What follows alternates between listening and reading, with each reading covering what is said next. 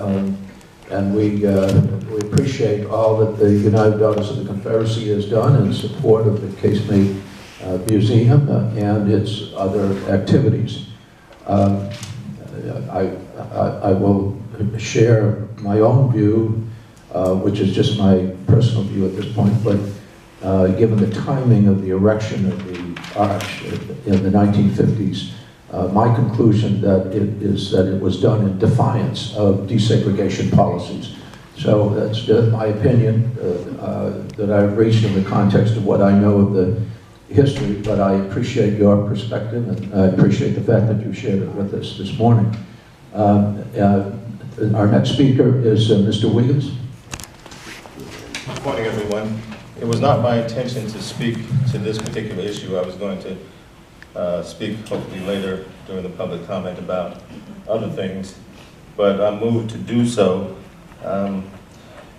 Some individuals heard my comments for what they were worth yesterday when we went on the tour, when we were at the Jefferson Davis Memorial. I just wanted to say that after having spoken with Bertram Hayes Davis, the great-great-grandson of Jefferson Davis, and also being in touch with some of Robert E. Lee's relatives, and hearing about Stonewall Jackson's relatives, most of them do not want Confederate relics or monuments to be displayed as they are currently displayed. And these are Jefferson Davis's descendants. I recognize his service as Secretary of War. He contributed greatly to the antebellum period. And as I said, I'm not holding any malice, but he made a mistake, so did Robert E. Lee. And to have that on the 24th, actually 23rd through the 25th of August, when we're going to be commemorating the landing of the first enslaved Africans and speaking about Freedom's Fortress as well, and the contraband, and I looked at that very closely, it would be antithetical to what this place stands for. Again, not being mean-spirited, but everything has its place, and this is not the place for it. And I do respect what was stated. I remain appalled at the lost cause. It is not rewriting history or destroying history.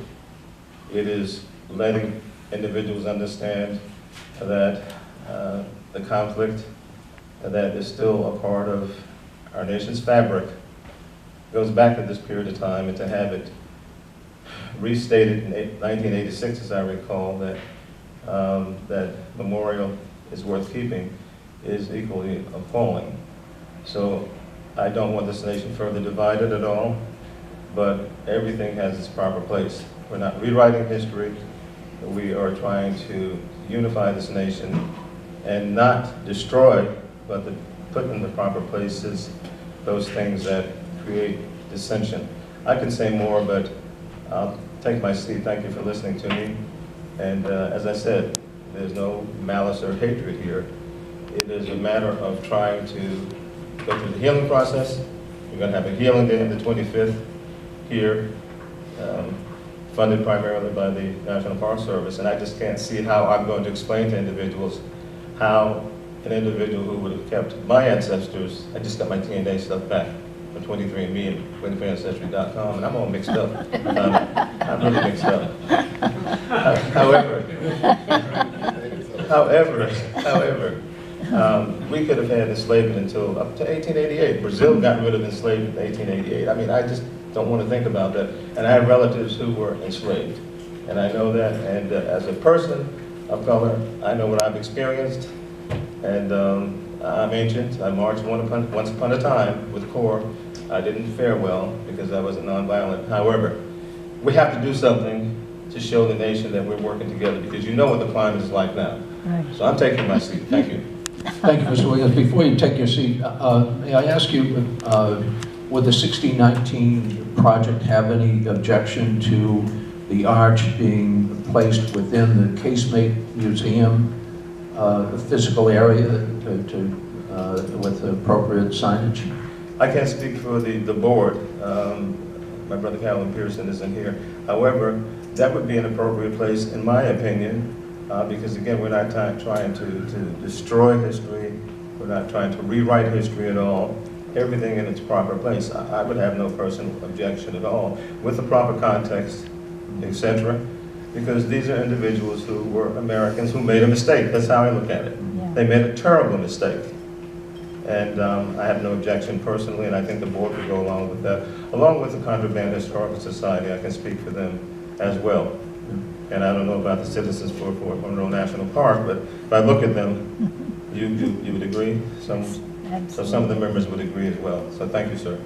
Okay, well, thank you, Mr. Wiggins, and because the display within the Case Museum that features the Jefferson Davis's relationship to Fort Monroe is not done in any disparaging way, but in a historical context. I'm also going to make a personal comment, which I know I shouldn't, but I'm going to make it anyways. Anything that was erected after I was born, I don't consider to be historic. Now we're going to hear from Mark Perot, who was also asked to provide public comment.